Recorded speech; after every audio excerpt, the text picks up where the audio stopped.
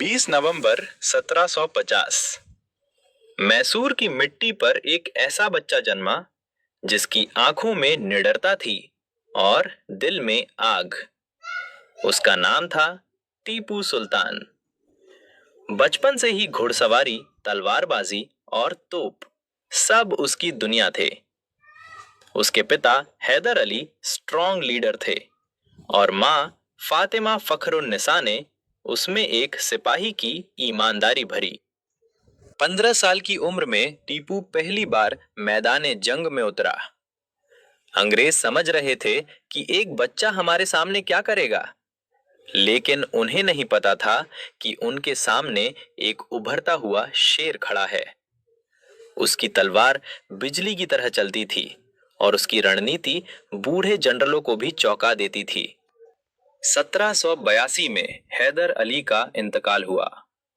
अब मैसूर की पूरी जिम्मेदारी टीपू के कंधों पर थी। चारों तरफ दुश्मन, मराठा निजाम, अंग्रेज, ईस्ट इंडिया कंपनी, लेकिन टीपू किसी से नहीं डरा। उसने कहा, शेर की एक दिन की जिंदगी गीदड़ की 100 साल की जिंदगी से बेहतर है। श्रीरंगपट्टनम किला। टीपू का घर, उसका किला ए इस्लाम, उसका गर्व। जब भी अंग्रेज हमला करते, टीपू किले से गरजता, ये मेरी धरती है, ये मेरा वतन है, यहां कदम बढ़ाया तो वापस जाना मुश्किल होगा। और हर बार अंग्रेजों की हार होती। उन्होंने इंग्लैंड में कहा, टीपू सुल्तान भारत का नेपोलियन है, उसे लाइटली मत लो।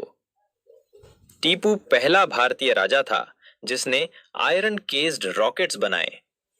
ये उसी का हुनर था कि अंग्रेजों ने बाद में उन्हीं रॉकेट्स की तकनीक से कॉनग्रेव रॉकेट्स बनाए और यूरोप की लड़ाइयों में इस्तेमाल किए।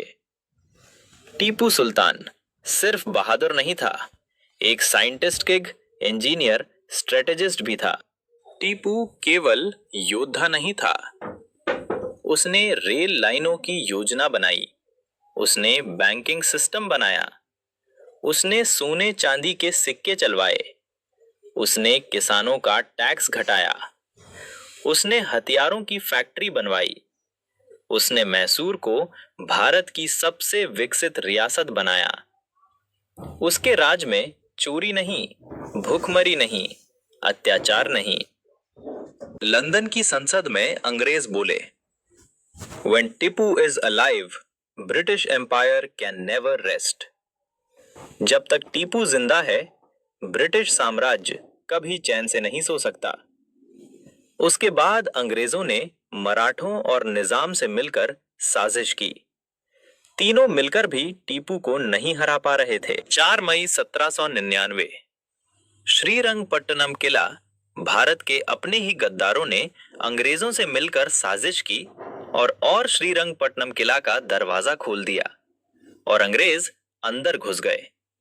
किला टूट चुका था, लेकिन टीपू नहीं टूटा। उसके सेनापति बोले, हुजूर पीछे हट जाइए, आपकी जान बच जाएगी। टीपू ने कहा, मैं पीछे जाने के लिए पैदा नहीं हुआ, अगर मरना ही है तो तलवार हाथ में लेकर मरूंगा। एक के बाद एक अंग्रेज गिरते गए। खुद गवर्नर जनरल मॉर्निंगटन ने कहा, this man fights like a lion. आखिरकार एक गोली उसके सीने पर लगी। वो गिरा, लेकिन चेहरे पर मुस्कान थी। अंग्रेज उसके शव के पास खड़े थे। कहते हैं कि एक ब्रिटिश अफसर ने कहा, आज भारत का शेर मर गया। लेकिन सच्चाई यह है कि टीपू मरा नहीं, वो इतिहास बन